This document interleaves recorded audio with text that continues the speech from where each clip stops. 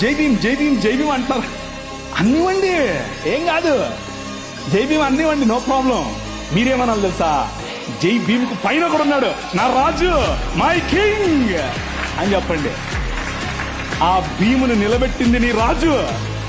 ఆ డాక్టర్ బాబాసాహెబ్ అంబేద్కర్ గారు కొలంబియా యూనివర్సిటీకి వెళ్ళినప్పుడు బైబిల్ స్టడీస్ అటెండ్ అయ్యేవారు. రూత్ పుస్తకానికి ఆయన వ్యాఖ్యానం రాశారు. He was a practising Christian. ఆయన ప్రాక్టీసింగ్ క్రిస్టియన్ అండి బాబు.